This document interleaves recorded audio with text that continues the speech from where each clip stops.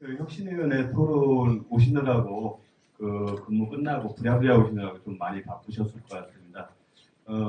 저희 서울시사회복지사협회가 그 시대 집행부가 시작이 되면서 하나의 화두로 준비됐었던 부분들이 그 복지국가에 대한 부분들과 이제 사회복지 시설들이 좀 더 현장에 중심축을 두고 운영을 할 수 있는 혁신적인 모형에 대한 개발, 그래서 이제 혁신위원회를 만들게 되었고요. 공교롭게도 저희 서울시 사회복지사협회 혁신위원회 활동뿐만 아니라 서울시에서도 이 공공성 강화에 대한 부분들이 연구가 되면서 조금 저희 혁신위원회와의 고민들이 함께 공감이 되는 부분들이 있어갖고 오늘 토론회를 마련하게 되었습니다.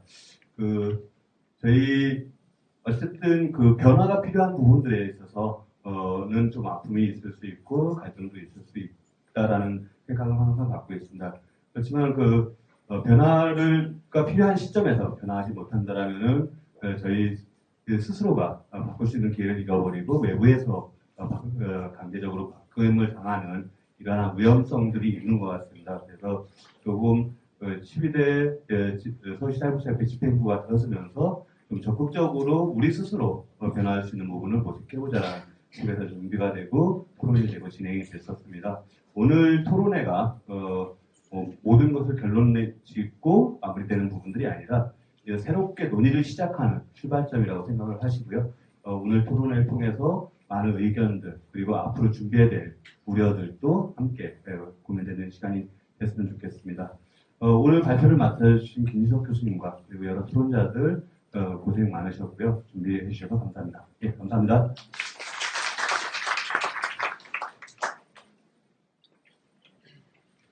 네, 오늘 이 토론회를 주최하는 사회복지혁신위원회 위원장님 모시고 그동안의 활동 경과와 그리고 향후 계획 들어보도록 하겠습니다. 신영규 위원장님 앞으로 모시겠습니다. 회장님이 나오실 때하고 박수가 다르군요. 그래요. 장재고 회장님 임기 두 번째 장재고 시즌2가 시작되면서 혁신위원회가 구성되어져서 지금 한 2년 반 정도 활동을 해봤습니다. 여러 가지 혁신에 관련된 논의나 근거들이 있겠습니다만 저희가 이제 너무 이렇게 막연하고 철학적 논의를 하는 것은 바람직하지 않다라고 하는 판단하에 세 가지로 이렇게 좁혀서 논의를 해왔습니다. 그 중에 하나가 현장 몰입형 사회복지시설 운영 해가지고 굳이 표현하자고 그러면 협동조합 같은 형태의 조합주의 방식의 사회복지시설 운영이 하나였고요. 두 번째 꼭지는 급여 체계를 개혁하지 않으면 현장의 혁신과 변화는 유한하다 이런 생각 때문에 사회복지시설 급여 체계 개혁이라고 하는 것을 두 번째 꼭지로 삼았습니다. 세 번째는 혁신이라고 하는 것을 우리가 정책적으로 제도적으로 권한다고 해서 되는 것이 아니라 이걸 좀 더 주도적으로 선도적으로 해야 할 필요가 있다 싶어서 혁신학교 모델을 좀 도입해서 혁신사회복지시설 제도라고 하는 것을 도입해보자라고 하는 것을 하나의 의제를 가지고 논의를 했고요. 총 세 가지의 논점을 가지고 논의를 2년 동안 해왔습니다. 첫 번째 말씀드렸던 협동조합 관련해서는 작년도에 저희가 토론회를 한번 했는데 사실은 그 이후에 구체적으로 협동조합을 만들어야 한다라고 했고 또 관련된 사람들이 준비도 일부 했었고 학습도 많이 했습니다만은 결과적으로 지금 이제 주도하는 세력들이 응집력이 없어 그런지는 모르겠으나 현재까지 만들어지는 않고 있고요. 지속적으로 이와 관련된 학습과 지향점을 가지고 함께 노력하기로 하는 정도로 일단 혁신위원회 차원에서 협동조합 문제는 정리를 했습니다. 나머지 두 가지가 오늘 논의하려고 하는 꼭지인데요. 그 중에 하나가 급여체계 개혁입니다. 소위 단일직급 호봉체계를 도입하자라고 하는 것입니다. 장 의장님 잠깐 말씀하셨던 것처럼 이게 이제 구체적으로 이 내용들을 우리가 공유하고 현장의 의견을 나눌 때에는 아마도 제가 보기에는 그 어느 때보다도 엄청난 그 혼란 혹은 또 이견 이런 것들이 있어서 새로운 형태의 현장 안에 갈등이 야기일 가능성이 농후합니다. 그럼에도 불구하고 이 논의는 뭐 혁신위원회가 구상하고 있는 그 초안대로 가지 않는다 할지라도 일정 부분의 절충과 그 접점을 찾아서 합의된 뭔가를 만들어낸다 할지라도 기본적으로는 이 논의를 시작하는 것은 바람직하다는 것이고요. 지금 이 시점에서 논의하지 않으면 감히 제가 보기엔 기회가 없다 이런 생각이 들어집니다.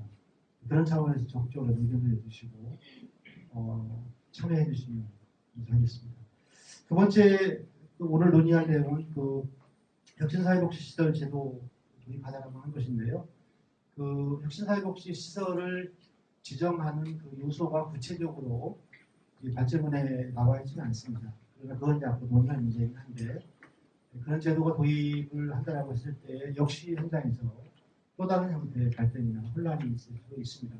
충분히 예상할 수 있는데요. 그럼에도 불구하고 이 또한 지금 이 시점에서 논의하는 것은 시적절하고 특히 전국의 사회복지계를 선도하고 주도하는 서울시 사회복지 영역 입장에서는 당연히 해야 할 매우 적절한 논의 과정이라고 생각하기 때문에 여기까지 드렸습니다.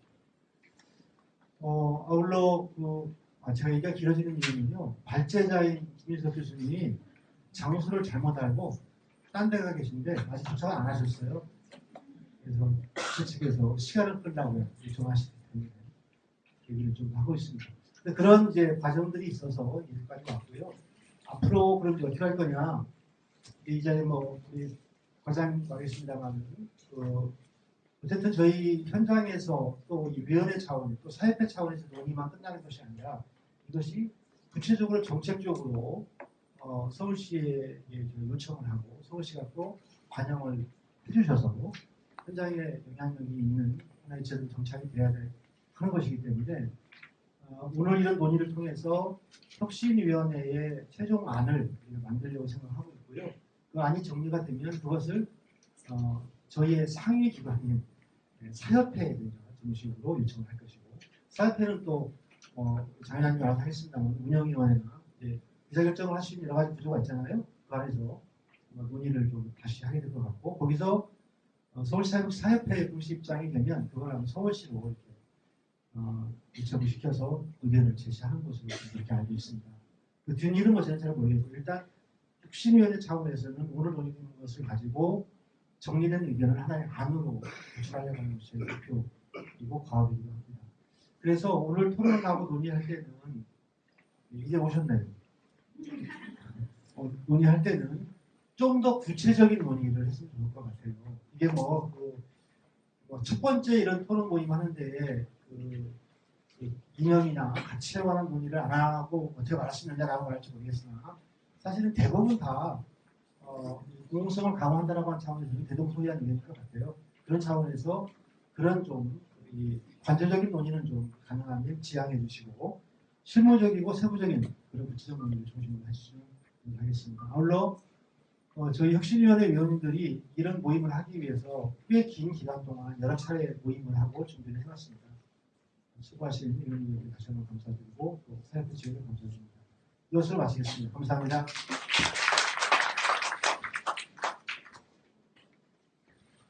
네, 위원장님 어려운 시간 감사합니다. 예, 오늘 토론회 좌장을 소개드리겠습니다. 동국여자대학교의 남기철 교수님이십니다. 앞으로 모시겠습니다.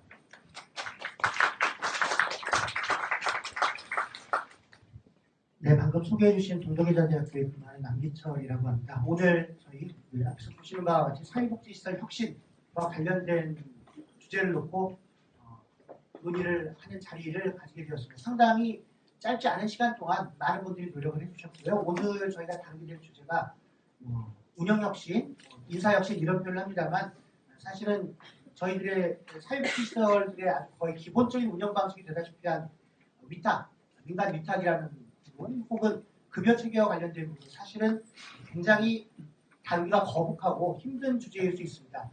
그럼에도 불구하고 방금 전에 혁신위원장님 말씀 주셨던 것처럼 구체적인 이야기를 하는 것이 불편하더라도 그런 구체적인 이야기로 혁신을 이야기할 때가 됐고 더 이상 이제 막연한 이야기만 하게 된다면 혁신이라는 단어가 오히려 가장 혁신을 해야 할 그런 단어가 될 것 같습니다. 그래서 오늘 비로소 좀 구체적인 의미에서 혁신과 관련된 그런 방향에 대해서 그동안에 논의되어 왔던 부분들을 발전해 주시고 또 여러 토론자분들께서 좋은 의견들을 주시게 되실 것이라고 생각을 합니다. 오늘 발표와 토론자분들이 좀 많습니다만 발표자께서 아마 파워포인트 프레젠테이션을 사용하실 것이기 때문에 토론자분들은 나중에 토론하는 시간에 소개를 드리도록 하고요. 오늘 굉장히 귀한 시간 내서 발표를 준비해 주셨습니다. 발표자를 먼저 소개해드리고 발표를 듣고 나서 토론에 들어가도록 하겠습니다. 서울여자대학교 사회복지학과의 김진석 교수님께서 발표를 맡아주시겠습니다. 컴퓨터가 움직이게 되는 동안에 인사드리겠습니다. 이것만 소개한 서울여자대학교 사회복지학과의 김진석입니다.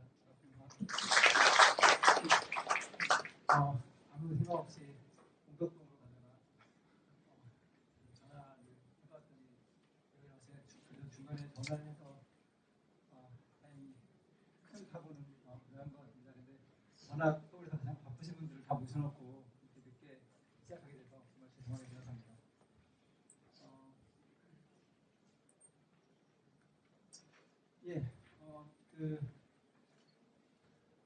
사회복지 시설 혁신을 어떻게 할 것인가라고 하는 제게는 너무나 좀 한편으로는 버겁고 한편으로는 굉장히 좀 부담되는 주제입니다.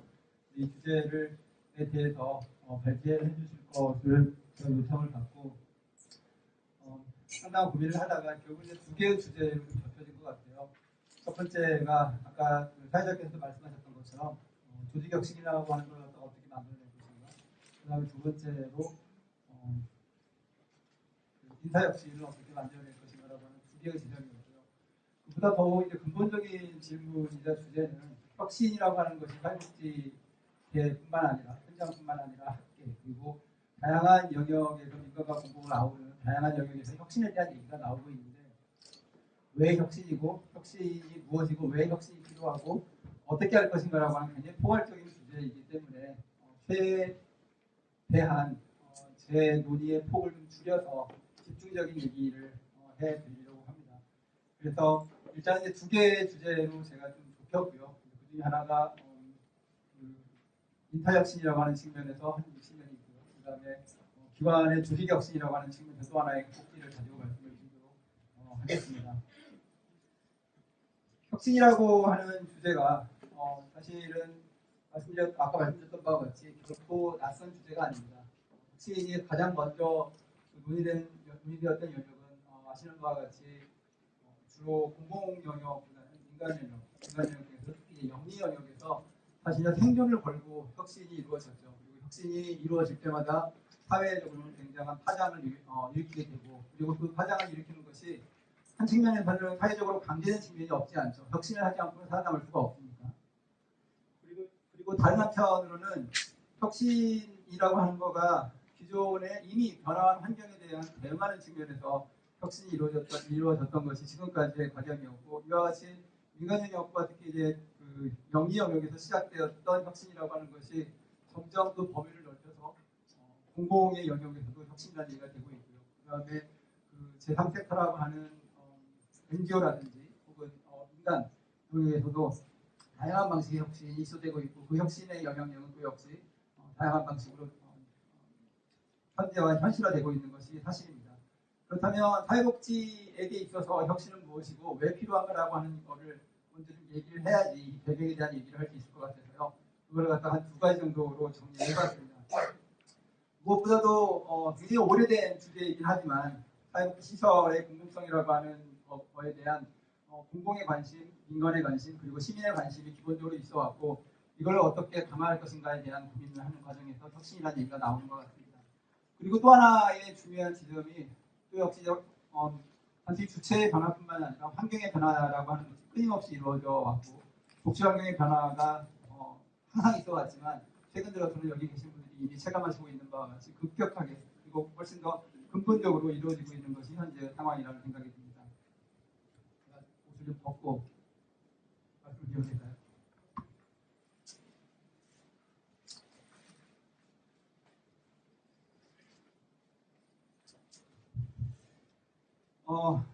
제가 학회 일을 하고 있는 제가 관여하고 있는 학회가 여러 개가 있는데 그 중에 하나가 사회복지 행정학회입니다. 여기 계신 분들 중에서 행정학회에서 제가 뵌 분들이 많이 계시는데 사회복지 행정학회가 좀 유명한 것 중에 하나가 이제 밖에 나가서 하면 안 되는데 유명한 것 중에 하나가 제목을 가지고 그 청중들을 잘 이렇게 낚습니다. 그래가지고 사람들이 많이 모이게 해서 그 제목을 그렇다기 뽑아서 그걸 가지고 사람들이 모이게 하고 물론 대부분의 경우에 거기에 걸맞는 그 주제를 발표를 하고 토론이 이루어지지만 때에 따라서는 그 청중들한테 좀 이렇게 혼이 나기도 하는 그런 학회 중에 하나인데 제가 다음번 학회 주제를 결정하기 위해서 지난 한 15년, 20년 동안 학회의 주제를 갖다 제가 한번 쭉 봤어요. 그랬더니 대략 한 30개에서 40개 정도의 주제들이 있는데 그 주제 중에서 놀랍게도 10개 이상의 주제에서 혁신이라는 말이 들어가고 환경의 변화라는 말이 들어가고 거기에 어떻게 대응할 것인가 뭐 이런 식의 주제들이 항상적으로 있어 왔습니다. 그러니까 그거가 얘기하는 바는 결국 사회복지 현장에서 혁신이라고 하는 것이 전혀 새로운 것이 아니고 심지어는 제가 이제 토론문에 썼던 것처럼 혁신이라고 하는 단어 자체가 굉장히 진부해지는 현상에 이르렀죠. 거기에는 아까 말씀드렸던 것처럼 두 가지의 배경이 있는데 그 중에 하나가 공공성 강화라고 하는 지점이고요. 그 공공성 강화라고 하는 거는 물론 거기에는 논란의 여지가 있을 수 있지만 사회복지 시설에 대한 운영이 사실은 공공의 자원들이 굉장히 많이 투여되고 있고 그리고 사회 서비스라고 하는 것 자체가 가지고 있는 그 공공에 대한 공익의 측면이 있기 때문에 거기에서 이제 공공성이라고 하는 필요성이 나오고 있고 그 필요성이 여기서 말씀 나열한 것처럼 민간 직영의 형태가 되었든 민간 위탁의 형태가 되었든 공공 직영의 형태가 되었든 누가 설립하고 누가 운영하느냐의 측면에서는 그러니까 주체와 설립자의 측면에서는 약간의 상이한 지점이 있을 수 있지만 실제로 운영을 갖다가 보조하는 운영 재원에 대해서는 상당한 공공 자원이 투자되는 것이 사실이고 그렇다고 했을 때 그 공공 자원의 투자가 가장 근본적으로는 사회복지 시설이 공공성을 요구받는 그러한 측면이라고 얘기할 수가 있겠습니다. 물론 그 민간위탁 운영이라고 하는 그 측면은 사실은 다양한 방식으로 그 장점과 단점이 지금까지 논의가 되어왔습니다. 그중에서 그 가장 큰 장점이라고 하는 거, 왜 민간위탁 운영이라고 하는 것이 현대복지국가에서 제기되고 있는가라고 하는 걸 살펴보게 되면은 결국 복지국가의 위기라고 하는 거에 대응하기 위한 방안으로 민간위탁이라고 하는 것이 제기가 됐고요. 그래서 정부의 실패를 예방하고 효율성과 효과성을 갖다가 증대하기 위한 그런 하나의 측면이 있었고 또 하나의 측면은 민간에 위탁해서 운영을 함으로 해가지고 공공은 사실 두 가지의 효과를 기대하고 있습니다. 그 중에 하나가 민간이 가지고 있는 고유한 전문성을 복지현장, 공공복지 현장으로 끌어들인다는 하나의 측면이 있고요. 또 하나의 측면은 명시적으로 제기되고 있지는 않습니다만은 민간이 가지고 있는 다양한 재원들, 여기 이 재원이라고 하는 것 물적 자원뿐만 아니라 다양한 인적 자원을 포함하고 있는데 그런 재원을 활용할 수 있을 것을 기대하고 있고 그러한 과정에서 서비스의 질이 향상될 것을 기대하고 있는 바가 있습니다. 하지만 이제 그런 반면에 또 하나의 약점이라고 한다면 공적 서비스의 성격을 가지고 있는 사회 서비스가 그 최종적인 책임이 누구에게 있느냐라고 하는 측면이 상당히 희미해지는 그러한 효과가 있을 수가 있고요. 그 다음에 또 하나가 아무래도 민간에서 영리적인 성격은 아니지만 그래도 불구하고 민간에서 그 사업이 진행되다 보니까 서비스의 총 거래 비용이 상당한 효과가 있고 그 다음에 지도 감독과 점검이라고 하는 것이 적절하게 이루어지지 않았을 때 나타날 수 있는 다양한 불투명성이라든지 부패라든지 관리 비용의 증가라든지 이러한 것들이 민간위탁과 관련해서 공공연하게 문제시 되고 있는 그러한 상황들입니다. 그래서 제가 최근에 했던 연구에서 나온 결과인데요. 공공성이라고 하는 건 크게 이제 두 가지로 제기를 해서 첫 번째가 형식적 공공성이라고 하는 측면과 내용적인 공공성이라고 측면이라는 두 개의 측면으로 나누고 재정 주체라든지 재정 책임이라든지 운영 주체의 측면을 보유한 공공성의 영역으로 그리고 나머지 투명성이라든지 민주성, 공개성, 책임성, 효율성, 효과성, 공익성, 공정성과 같이 다소 가치와 철학에 기반한 저러한 가치들을 갖다가 내용적 공공성으로 확인하고 있고요. 그거를 갖다가 우리가 실제로 수연하기 이런 공공성의 요소를 현실 사회복지 영역에서 구현하기 위한 수단으로 이와 같이 한 4가지 정도를 얘기할 수가 있겠습니다. 국적 재정 책임, 공적인 운영 주체 혹은 운영 주체의 공공화, 그리고 공적인 통제 기전, 그리고 마지막으로 종사자의 신분 강화. 이러한 것들은 단순히 전통적으로 얘기하고 있는 투명성이라는 게 공정성뿐만 아니라 공익성의 측면이라든지 민주성, 공개성, 책임성, 효율성, 효과성의 측면까지 아우르는 공공성을 고려를 했을 때에는 빼놓고 갈 수가 없는 다양한 영역들이라고 얘기할 수가 있겠습니다. 이 얘기를 오늘 제가 길게 하려고 하는 건 아니고요. 그 다음에 이제 두 번째 혁신이 필요한 이유 중에 하나가 공공복지 환경이 급격하게 변화하고 있다는 것입니다. 아시는 바와 같이 서울시의 경우는 찾아가는 동부주민센터 그리고 전국적으로 복지부가 작년 말 올해 초에 발표했던 행복센터죠. 행정복지센터라고 하는 이름으로 복지행정의 기본적인 그 최소 단위가 기존의 구 차원에서 동 차원까지 하향 내려가는 그러한 측면이 지금 현재 그 복지환경에서 주요한 변화라고 할 수가 있겠고요. 그리고 그거와 같이 제기되고 있는 것이 기존의 소위 신청주의라고 얘기하는 찾아오는 복지, 관에 찾아와서 복지를 신청하는 그 신청주의가 지금에 와서는 찾아가는 복지, 혹은 발굴주의라는 이름으로 변하고 있는 것이 또 역시 주요한 변화의 요인이고 이 두 가지 측면이 저희들이 사회복지 현장에서 혁신을 얘기해야 되는 주요한 이유 중에 이유라고 얘기할 수가 있겠습니다. 그러면 이제 좀 본론으로 들어가서요. 사회복지 시설 혁신의 내용이 무엇인가라고 하는 걸 좀 얘기를 해보려고 합니다.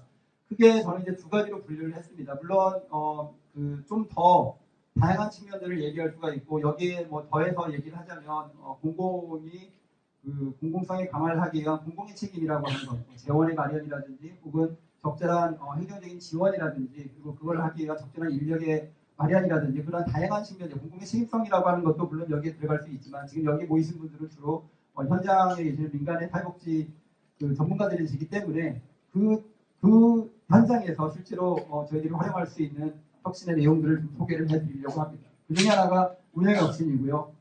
여기는 혁신사회복지 시설이라고 제가 이름을 지은 그 다음에 두 번째로 인사혁신이라고 하는 개념입니다. 운영혁신의 내용은 소위 혁신사회복지 시설이라고 하는 걸로 크게 얘기할 수가 있을 것 같고요. 그 중에 하나가 현장 몰입형 사회복지 시설이라고 하는 개념이고 두 번째가 운영방식의 혁신 모형이고요. 그 다음에 이제 세 번째가 대한 조직형 모형이라고 저는 분류를 해봤습니다. 물론 뭐 이 네이밍과 이걸 갖다가 어떻게 활용할 것인가 그리고 이거의 구체적인 내용들은 제가 토론 자료집에도 말씀을 드렸기 때문에 그걸 좀 보시면 되겠지만 간단하게만 좀 설명을 드리도록 하겠습니다. 현장 몰입형 사회복지 시설이라고 하는 것은 사실 뭐 이게 학문적으로 혹은 현장에서 전문가들에 의해서 완전히 동의된 어떤 개념이라고 하기에는 좀 낯설은 개념입니다. 현장 몰입형 사회복지 시설이라고 하는 것은 기존의 어떠한 커다란 조직, 뭐 법인이면 법인, 그리고 뭐 학교면 학교, 아니면은 실제로 시설을 지은 재단이면 재단, 그런 다양한 그 체계가 있고 그 체계에 고용된 현장 사회복지사들이 실제로 서비스를 제공하는 그래서 체계가 상당히 다층화되어 있고 그 안에서의 일정한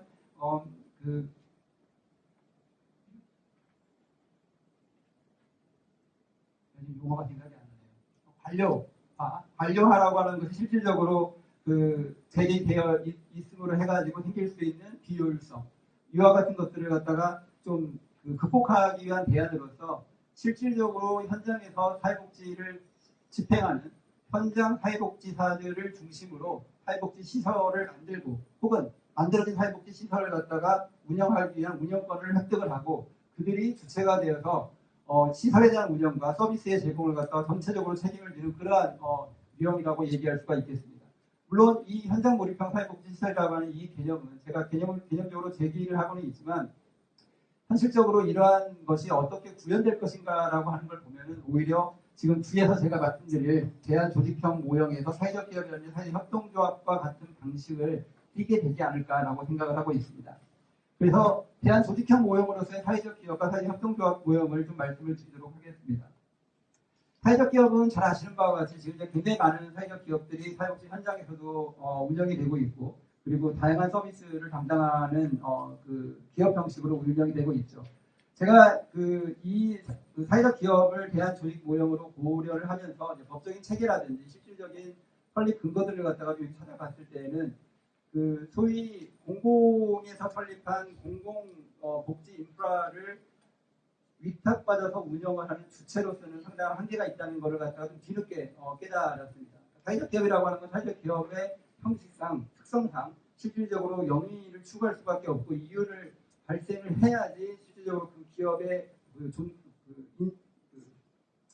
자격 자체가 유지가 될 수 있는데 저희들이 공공복지시설을 운영하는 데 있어서 이윤을 발생시킨다라고 하는 것이 실제로 그 사회복지 공공복지시설이라든지 기관의 설립 취지와 목적에는 상당히 반하는 부분이 있어서 그 사회적 기업이 실질적으로 대한 조직으로서 위탁 운영의 주체가 되기에는 상당한 어려움이 있을 수 있겠다. 혹은 좀 더 많은 검토가 필요하겠다는 생각을 했고요.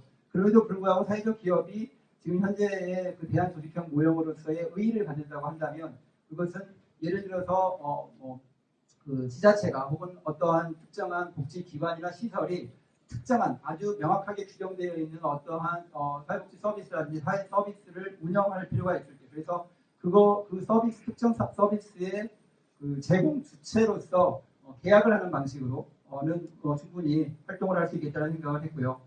그 다음에 이제 또 하나의 대안적인 모형이 대안 조직으로서의 모형이 사회적 협동조합이라고 하는 거죠. 이미 사회적 여기 계신 분들 중에서 사회적 협동조합에 대해서는 한 번쯤 다 고민을 해보셨을 테고 주변에 여기 사회적 협동조합의 형태로 사회 서비스를 제공하고 있고 또 심지어 이제 기관을 운영하고 있는 것들도 모형들이 있기 때문에 이미 잘 알고 있을 거라고 생각을 합니다. 사회적 협동조합의 경우에는 아시는 바와 같이 사회적 협동조합의 어떤 가치와 철학, 7개의 가치와 철학 자체가 상당히 우리가 지금 추구하고 있는 투명성이라든지 민주성이라든지 공익성이라든지 공개성이라든지 이러한 측면에서 가치와 철학의 측면에서 굉장히 맞아떨어지는 측면이 있습니다. 그것이 대한 조직으로서의 사회적 협동조합이 가지고 있는 강점이라고 얘기할 수가 있을 거고요.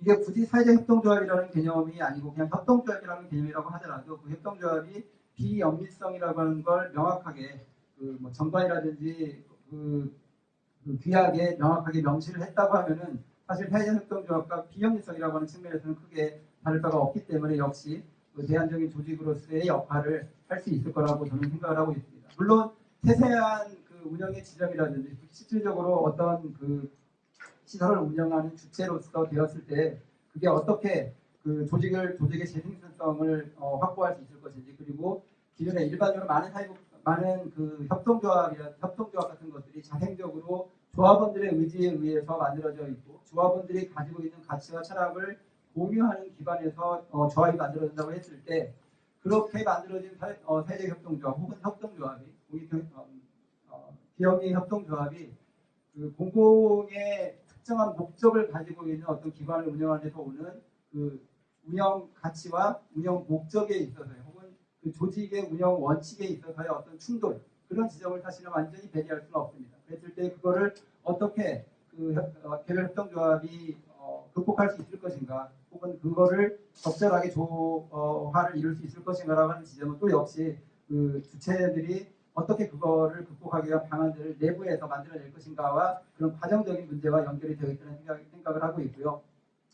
또 하나 실질적으로 저희들이 그 현장에서 사회적 협동조합의 모형을 가지고 어떤 시설을 운영한다든지 기관을 운영한다든지 혹은 그게 민간 소유의 기관이나 시설이 될 수도 있지만 공공에서 설립한 사회복지 시설을 운영한다고 했을 때 그 시설이 기존에는 자생적으로 조합원들의 그 자원을 그 각출해서 만들어진 그런 그 자본을 가지고 실질적으로 운영이 되었고 운영자금도 역시 그 조합원들의 그 재원에 의해서 만들어지던 것이 실제로 공공의 그 재원을 수혜를 받아서 운영하게 됐을 때 그 자생적인 운영 혹은 자생성 이거를 그 운영하는 과정에서 잃어버리지 않을까라고 하는 조직이 어떻게 그 사회복지 시설을 위탁을 하는 방식으로 운영한 이후에도 본인의 생명력을 유지할 수 있을 것인가라고 하는 것도 역시 그 조직 자체가 가지고 있는 커다란 과제가 될 것이라는 생각이 듭니다.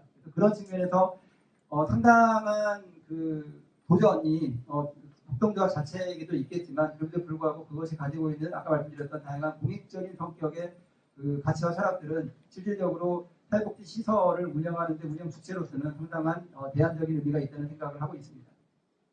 그 다음에 이제 마지막으로 운영 방식 혁신 모형인데요. 운영 방식이라고 한다면은 그 실질적으로 그 어떠한 의사결정을 하는 방식이라든지 인사와 관련해서 채용을 하는 방식이라든지 어떠한 서비스를 누구를 주체로 제공할 것인가라고 하는 클라이언트 집단에 대한 규정이라든지 이런 다양한 측면에서 어떻게 의사결정을 할 것인가의 문제인데요.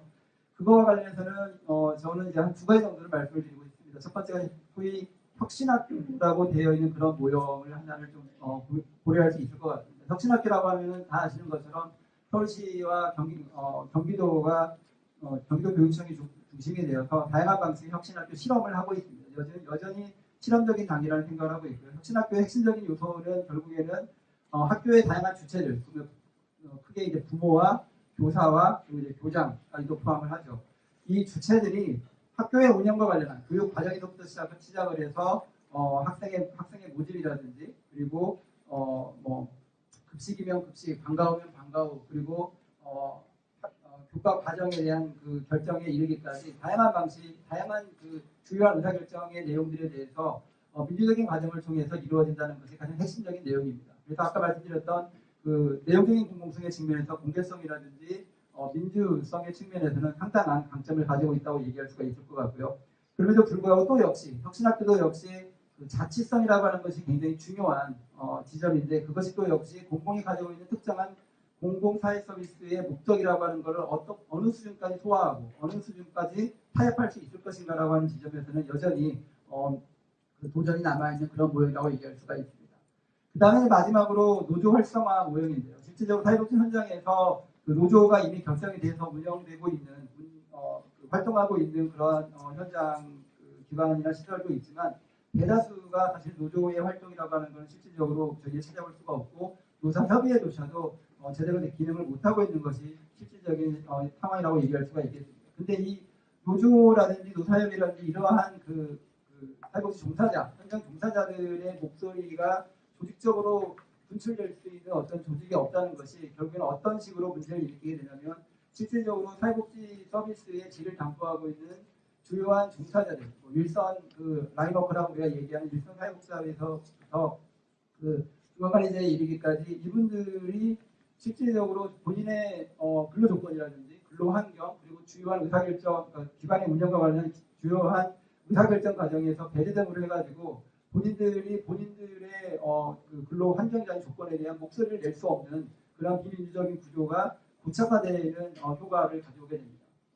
복지국가 역사를 돌아보더라도 고도로 발달된 복지국가들의 경우에는 사회복지 현장 종사자들의 노조가 활발하게 움직이는 것과 노조 결성률과 실질적으로 그 나라의 복지국가의 발전 정도가 일정한 정비례 관계를 보이고 있는 것에서 알 수 있듯이 우리나라의 경우에도 실질적으로 복지국가라고 하는 거를 앞당기는 하나의 과제를 고려를 한다면 또 역시 노조 활성화라고 하는 것은 하나의 주요한 현장의 과제가 아닌가 생각을 하고요. 이런 측면에서 실질적으로 노조 활성화가 이루어져서 민주적인 의사결정을 하는 것이 그 기관이라든지 조직의 하나의 운영의 원칙으로 되어 있는 것들을 장려하는 다양한 제도를 갖다가 우리가 고려할 수 있을 거라고 생각을 합니다. 물론 이거는 그러면 내가 노조를 만들기만 하면 되는 거야 혹은 혁신학교 모형을 시설 운영에 반영을 하면 되는 거야 라고 하는 문제가 분명히 있을 수 있을 것 같고요. 이거는 아무래도 서울시라든지 혹은 다양한 지자체들이 어떤 적신 의지를 가지고 이러한 거를 현장으로 끌어들이겠다 이런 새로운 흐름과 그 경향을 새로운 경향을 현장으로 끌어들이겠다라는 정책적인 의지가 분명히 있어야지만 가능하다는 생각을 하고 있고요. 그런 맥락에서 서울시가 고민하고 있는 저희들이 고민하고 있는 혁신학교 혁신 사회복지 시설 인증이라든지 이러한 방식들을 갖다가 고려를 함으로 해서 추후에 시설을 운영하는 데 있어서 일정한 인센티브를 준다든지 그러한 방식들을 저희들이 고려할 수 있을 거라고 생각을 하고 있습니다. 그래서 실제로 현장 몰입형 사회복지 시설이라고 하는 제가 아까 말씀드렸던 그 개념은 지금 여기 나와 있는 사회적 기업 혹은 사회적 협동조합과 같은 그러한 조직의 대한 조직의 형식을 띄면서 운영이 될 때에 실제로 그 주체들이 여기서 아까 말씀드렸던 그런 현장 몰입형 사회복지사들이 주체가 되어서 조합을 결성하고 그 결성된 조합들이 대안적으로 그 시설을 운영하는 그러한 것들을 우리가 좀 결합을 해서 고려를 하시는 것이 현실적이지 않을까라는 생각을 하고 있습니다. 두 번째 지점이 인사혁신과 관련한 부분이고요. 인사혁신과 관련한 부분은 사실은 굉장히 많은 부분들을 고려할 수가 있을 텐데 그 중에서 저는 여기서 핵심적으로 한 가지를 말씀을 드리고 그거가 그 당직금 호봉제라고 하는 한 가지의 인사혁신의 그 제도적 기제를 제가 말씀을 드리고 그거가 가능하기 위한 몇 가지 부수적인 정책적인 환경과 조건에 대해서 제가 말씀을 드리려고 합니다. 그래서 인사혁신이라고 하는 거를 얘기할 때 단일 직급 호봉제가 무엇인가에서부터 시작을 해서 어떠한 것을 우리가 기대할 수 있고 현실적으로 그게 이루어진다면 어떤 모양을 띌 것인가라고 하는 걸 갖다 하나씩 좀 말씀을 드리려고 합니다. 단일 직급 호봉제는 아시는 바와 같이 지금 현재 사회복지 그 종사자들의 지급 체계 혹은 이제 그 급여 체계를 보면은 그 1급에서부터 5급까지, 1급에서부터 7급까지 급제가 있고 그 급별로 호봉제가 운영되고 있는 것 지금 현재 상황입니다. 물론 이것도 나름대로의 역사적 맥락을 가지고 있고 그것이 가지고 있는 장점도 있을 수가 있겠지만 그것이 가지고 있는 몇 가지의 문제점들이 기존의 현장에서 제기되어 왔고 그중에서 가장 핵심적으로 얘기할 수 있는 것이 좀 뭐 표현의 적절성에 대해서는 좀 논란이 있을 수 있겠지만 소위 그 재단이라든지 운영 주체에 의해서 관장이라든지 관리직이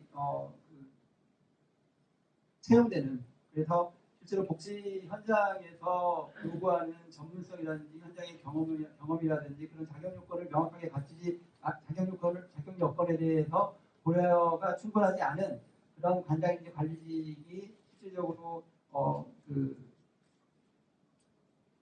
운영에 책임을 지고 있고 그런 과정에서 나오는 몇 가지 부작용들이 있습니다. 그래서 그 부분에 대해서 하나씩 말씀을 드리려고 합니다. 단일 직급 호봉제라고 하는 거는 결국 그 현재 직급별 호봉 체계를 갖다가 하나의 직급으로 사회복지사라고 하는 하나의 단일 직급으로 개편하는 것을 의미합니다. 실질적으로 지금 현재 현장에서 사회복지 현장이 아니고요. 우리나라의 전체적인 그 직군별로 봤을 때 제가 여기서 제기하려고 하는 단일 직급 호봉제에 가장 가까운 그 제도를 운영하고 있는 게 교사집단이라고 얘기할 수가 있습니다. 교사들은 교사라고 하는 직급이 있고 그 직급 하에서 호봉이 1호봉부터 30호봉까지 진행이 되고 있고 그 과정에서 예를 들면 뭐 수석교사라든지 교감, 교장 이와 같은 직책을 부여받는 것이 지금 현재 상황입니다. 그래서 그런 단일 직급으로 전환을 하되 사회복지 현장에서 우리가 있는 선임사회복지사 과장, 그다음에 부장, 국장, 그다음에 관장과 같은 그런 직책은 여전히 유지를 해야 되고 그걸 유지하는 것은 여전히 필요하다고 생각을 하고 있습니다. 그래서 단일직급 호봉제의 핵심은 이게 단일직급 호봉제가 원하는 효과를 거두기 위해서는 실질적으로 단일직급 호봉제뿐만 아니라 그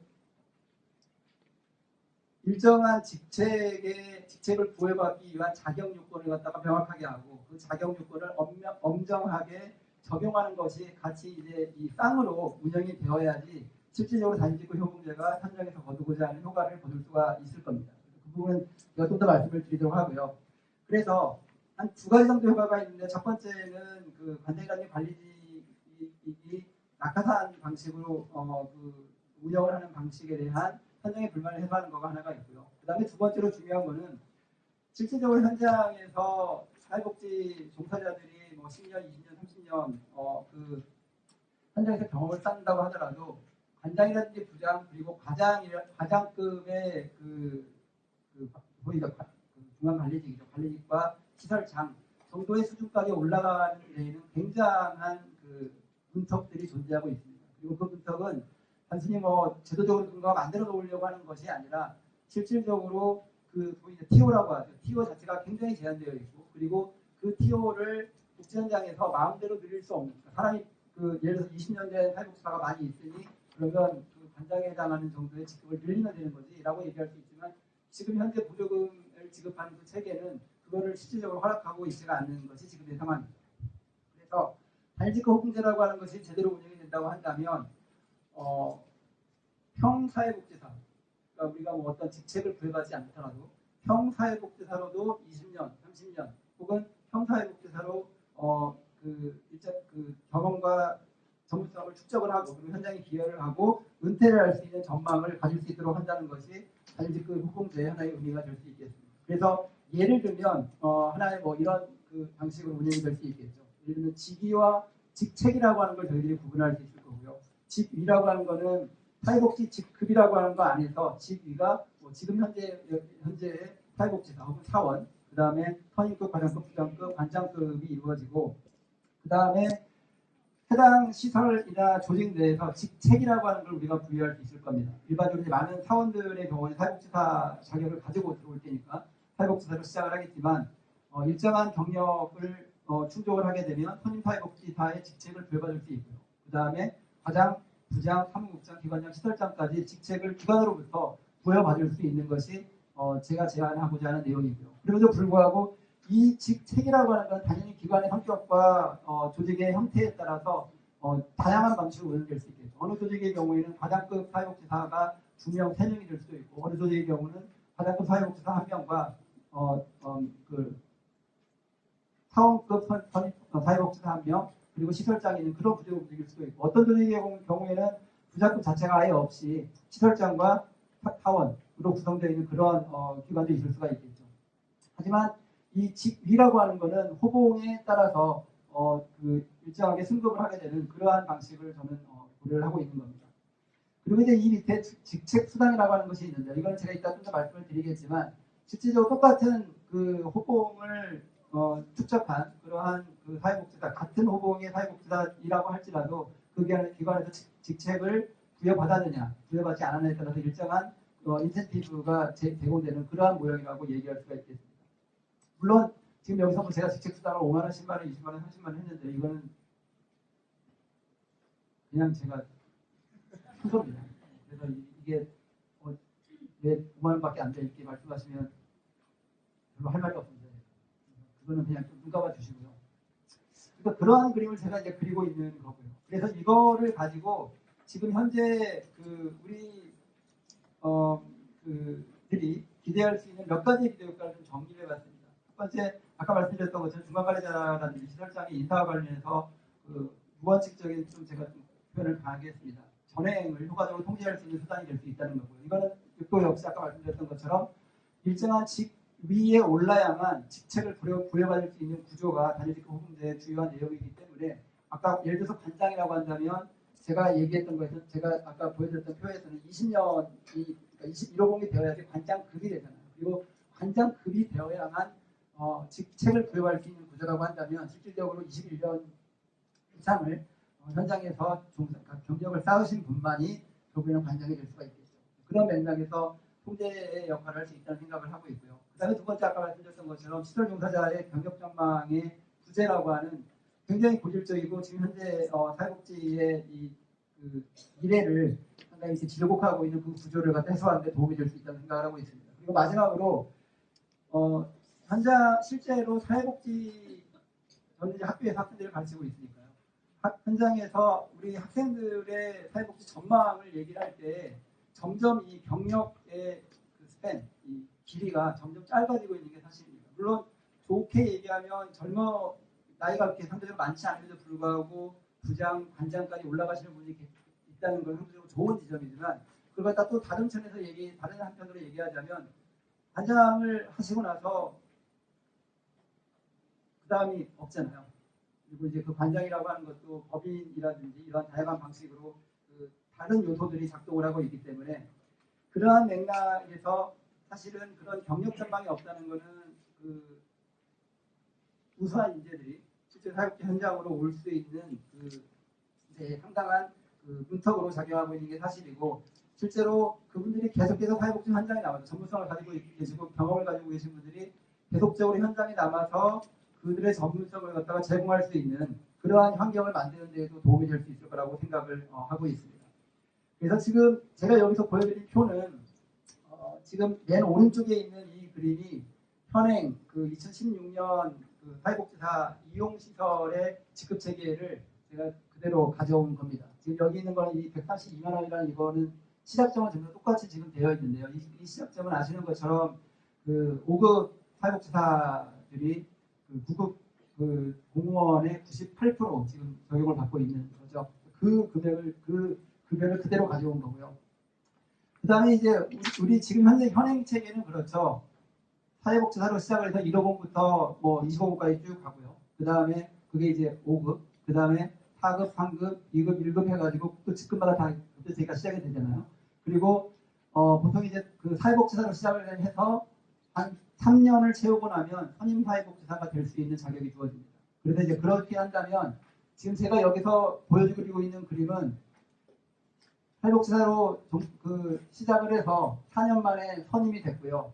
그 다음에 5년 만에 과장이 됐고, 그 다음에 다시 또 8년 만, 8년, 8년이 지나서 8년 만에 부장이 되고 다시 또 4년이 지나고 나서 관장이 된, 그래서 될 수 있는 자격 기준을 탁탁탁탁 치고 올라와서 정말 이제 관장이 된 그러한 케이스의 급여 체계를 지금 제가 여기다 보여드리고 있습니다. 그래서 그 관장 1호부터 시작을 해서 관장 16호부터 시작을 합니다. 16호부터 시작을 해서 30호봉까지의 과정들이 그 급여 체계가 지금 현재 사육사 현장에 들어와서 나갈 때까지의 급여 체계 중에서 가장 좋은 그 코스를 타고 가시는 분들이 받을 수 있는 급여 체계가 지금 현재 이 급여 체계입니다. 그 다음에 제가 몇 가지 안을 제시를 했는데요.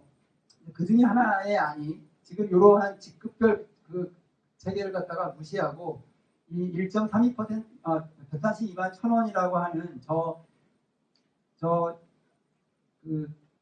사회복지사 1호봉에서부터 시작을 해가지고 저 142만 원이라고 하는 거 아까 말씀드렸던 것은 구급공무원 1호봉의 98%에 해당하는 거고요.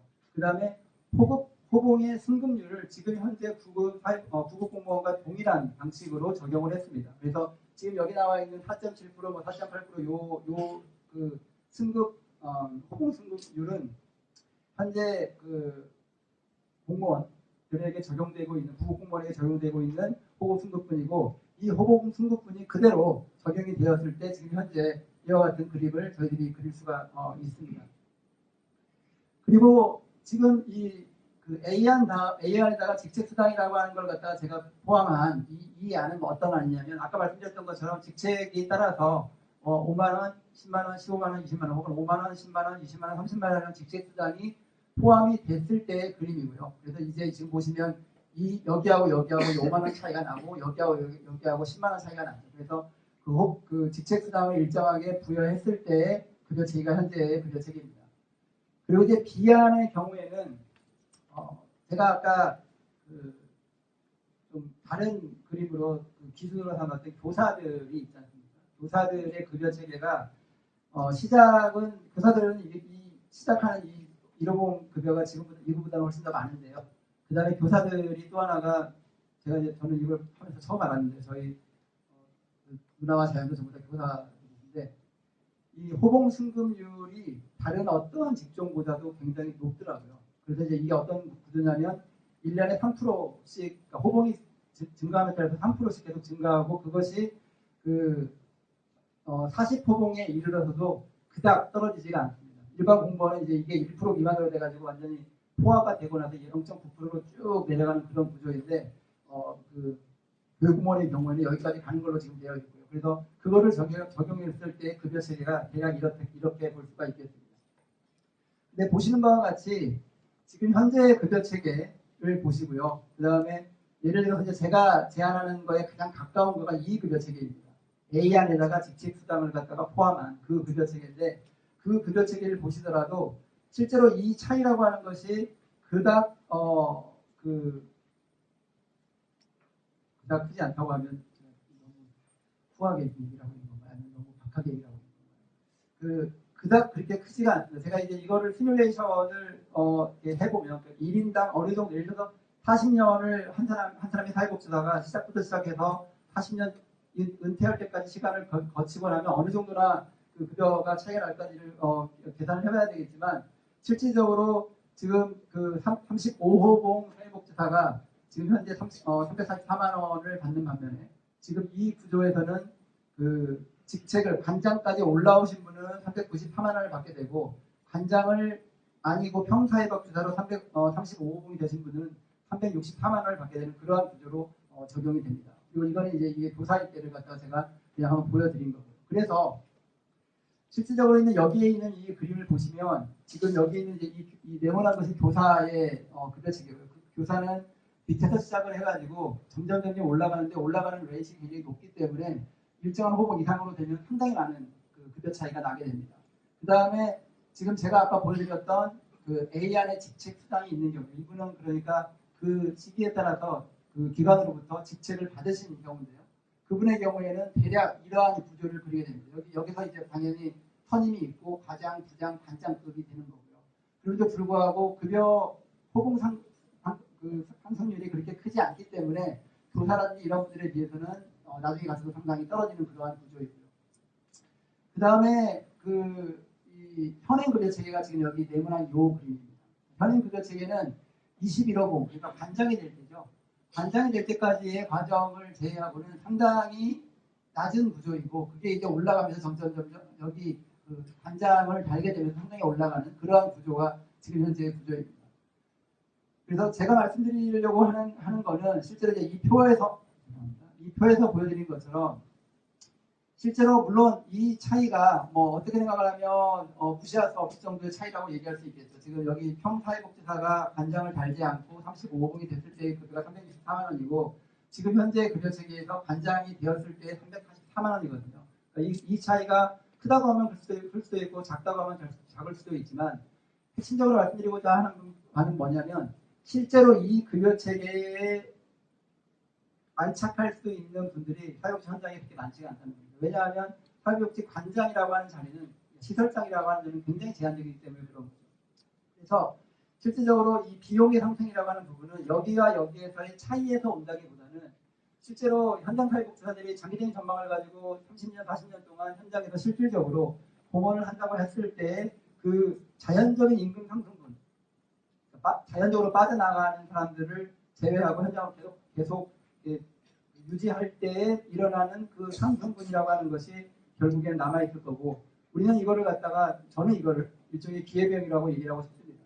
실질적으로 그만큼의 현장의 전문성과 그 경험을 가지고 계신 분이 다른 현장으로 유출되지 않고 실질적으로 현장에 남아있었을 때 그분들이 기여할 수 있는 바라고 하는 거는 바가 현장 사회복지의 발전과 서비스의 질에 기여할 수 있는 바는 저는 굉장히 크다고 생각을 하고 그 정도의 기회비용이 지금 저희들이 이거를 갖다 운영하는 데에서 지출해야 되는 국적 지출이라는 생각을 하고 있습니다.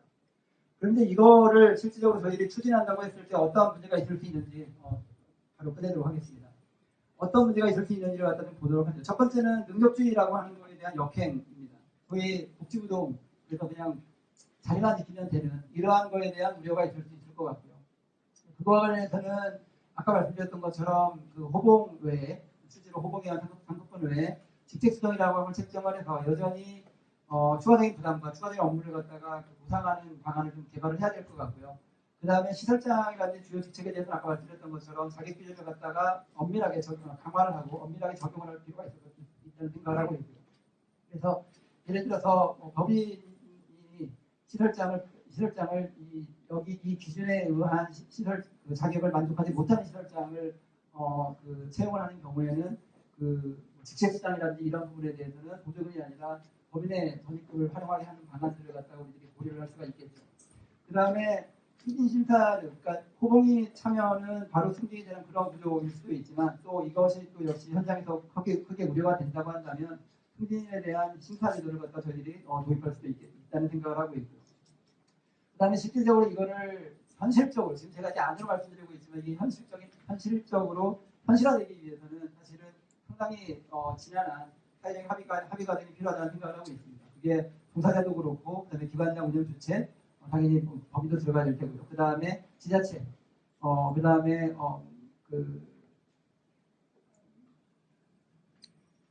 이용자 대표에 이르기까지 그러한 그 사회적 협의구를 통해서 이거에 대한 방안이 좀 마련돼야 된다는 생각을 하고 있고요. 마지막으로 정책적으로 실질적으로 인건비 부담이라는 게 있을 수밖에 없습니다. 그러니까 그 개별 사회복지사의 측면에서는 뭐 한 달 월급 기준으로 한 20만 원 정도밖에 차이가 안 난다고 말씀을 드렸지만 지금 현재 10분밖에 안 되는 관장급 사회복지사 35호봉이 지금 이 체계를 가지고 하게 되면은 그분이 100분이 남아 계실 수도 있고 그러면 이제 그만큼의 그 인건비 부담이 분명히 있을 거라는 생각이 들고 있고요. 그거를 지금과 같이 인건비하고 운영비를 포괄적으로 제공하는 그 보조금 형식에서는 기관이 이거를 받고 싶어도 받을 수가 없는 구조가 되겠죠. 그렇다고 한다면 정책적으로 인건비하고 운영비가 분리되거나 그리고 그걸 갖다가 어떻게 재원을 마련할 것인가에 대한 지자체와 중앙정부 차원의 그 대책이 같이 가지 않으면 사실 시설에서 이거를 현실화시킬 수 있는 방안은 여지는 그렇게 크지 않다는 생각을 하고 있습니다. 예, 이것으로 발표를 마치겠습니다. 감사합니다.